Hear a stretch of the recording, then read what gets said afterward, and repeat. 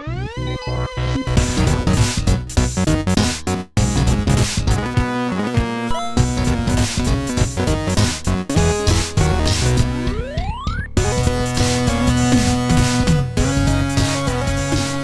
guys, welcome back for another episode of the Game Boyz podcast. I'm Pat, and I'm here with my buddy. Hey everybody, it's good to be here on this beautiful Saturday evening. His name's Christopher Bowman. My name's Christopher. All right, so let's see. What do you? Let's just get right into it, okay? What am I? What have you been doing? I've actually Tell me been your life. watching a lot of movies this past week. Oh yeah. Yeah, I saw 3 movies this week. Okay. 2 of them were trash. Yeah. Well, one was less trash than the other, and one was really good. Okay. What were they? I saw Isle of Dogs. Uh-huh. I know you saw that. Yeah, I loved it. Loved it a lot. And then I saw actually a video game based movie based off of Oh God. Rampage. Oh, with okay. I thought it was Ready Player One. No, I have not seen it. I'd rather see Rampage. I think so too. With Dwayne Johnson, The Rock. So, and then I finished it off last night. I randomly had a night off, so I went and saw Super Troopers 2. Okay. So, I have no attachment to the series. then you have no reason to watch it. Yeah. I talked to Lars too, and he said he hadn't seen the first one, so I just went, there's no reason to watch these movies. From what I've heard about Rampage, it sounds like Dwayne Johnson has hit rock bottom.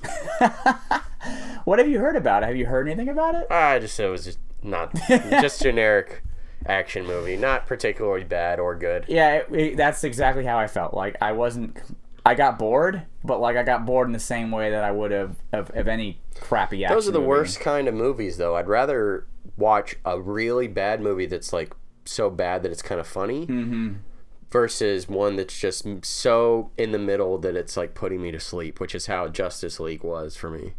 It was pretty funny. The references they would make to the video game were like so forced and silly. Okay, but here's the real question. Did any monster rip a person out of a window and eat them? One person was eaten. Out of a window? Not out of a window. Bullshit.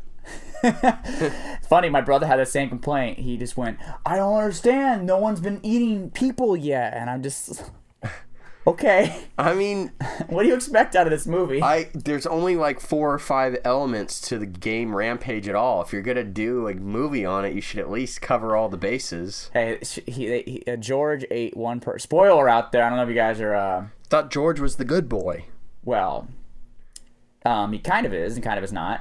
Out of all the other monsters, the wolf and the dragon thing, they have the guy you're supposed to be sympathetic towards eat a person. Well, I mean, the whole... If we're really going to dive into the lore of Rampage, what happened in this movie is that it's basically a science experiment that was being conducted in space. Wait, from humans or aliens? From humans. Okay. And they, I guess, were conducted in space. I don't know why it had to be done in space, but whatever. It was so dangerous. Something, I guess. Yeah, maybe. So what basically they came up with this chemical that would cause animals or whatever life forms to grow rapidly in all parts of DNA, and they would adapt all sorts of parts of DNA, like all the best parts of DNA, so to speak, and then it would also cause them to go into a rampage because it would get their emotions super high, and that was one of the side effects of it. So what happens is in the beginning of the movie, this isn't really a spoiler because it happens in the beginning, is that nobody cares about spoilers for Rampage. The experiment crashes. The chemical basically lands back on Earth, and that's where like the crocodile and the water like gets a hold of it, and then the wolf gets a hold of it, and then George the gorilla gets a hold of it.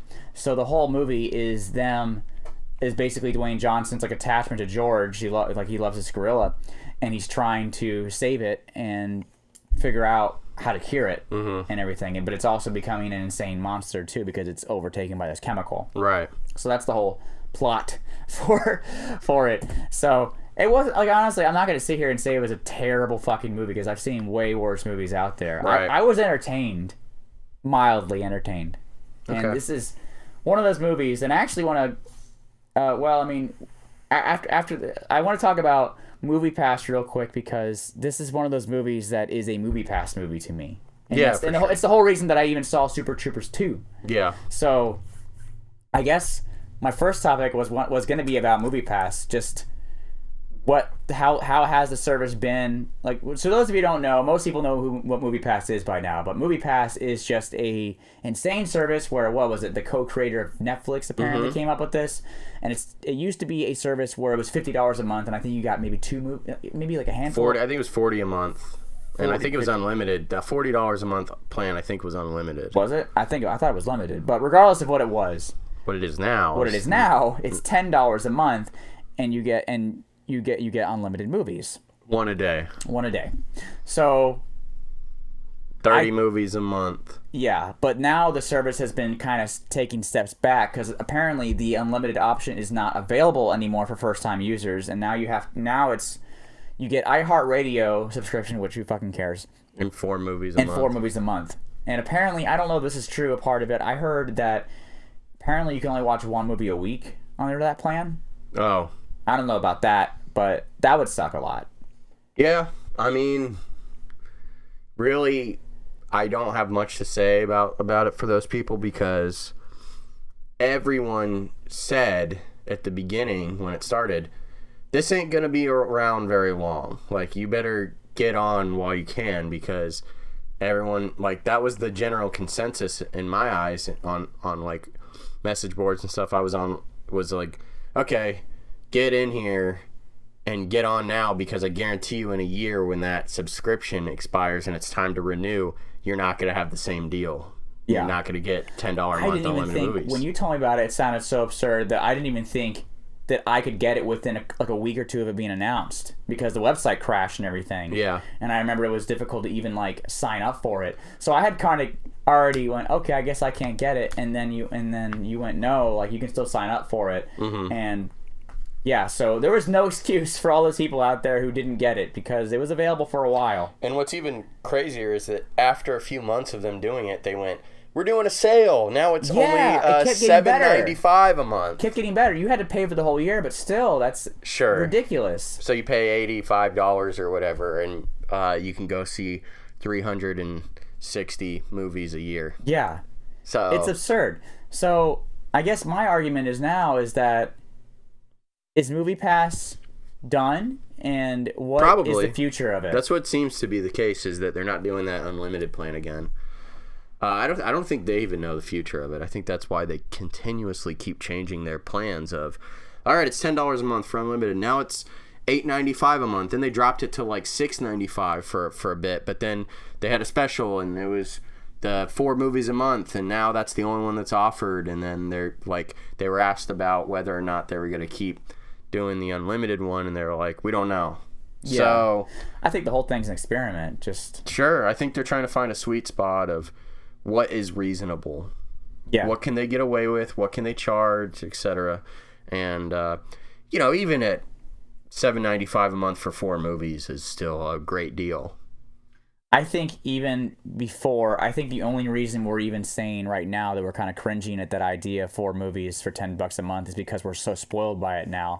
If you had talked to me before I had ever even heard of MoviePass and you said there's a service out there where it's $10 a month, you get 4 movies a month, I would have been like, oh my god, I would have hopped on that too. $2.50 a movie. Yeah. So I don't know. I hope it sticks around in some shape or form. Either way, I think it at least made its impact on Hollywood because there's so many movie theaters out there that are experimenting with their own services now. Yeah. It's not like there's multiple services coming out now because of this.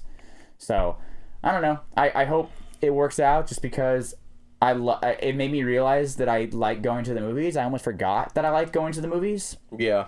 I took the sting a lot from going to the movies because you pay $13, $14. Right. And let's say you want a popcorn, you pay like $20. And then you walk in there and then people are talking on their cell phone and stuff. Yep. So you're just like, I'm never coming back here. I just spent all this money. Yeah. Yeah, it's definitely different when you are paying pennies for a movie. And also, it's easier to just be able to go whenever. So so now it's a lot easier since I can go whenever and for free. Basically, I can. it's easier to go during a time where I know there's not going to be a lot of people or whatever. There's no reason, because I could just go whenever I want, there's no reason to like coordinate with friends and stuff, and then the only time they can go is on the weekends or at night, and that's when everyone's going to see the movie. I don't feel pressure to do that anymore because I can just pop in at 1 in the afternoon if I find myself suddenly free. I never was like that either, man, because I got that work off randomly, and I actually was just studying at like my Starbucks, and then I just looked at the app and went, what's playing right now? And then I looked and saw it was playing in 20 minutes and went, well, okay. I would never do that. Yeah. Ever. Because like, and whenever I saw a movie in the past, it was always sort of planned that I knew that I was going to see the movie that day. Yeah. Yeah, and I would go out of my way to like go to first showings so they're only $5, like matinees and things like that. Now it doesn't matter. Or you're just like, oh man, I don't want to go during this time because the audience might be annoying. Now you're just kind of like, I don't care. I'm seeing it for free. It's convenient. Yeah. So, yeah, it's a good service, and I feel bad for all of you who didn't sign up for it.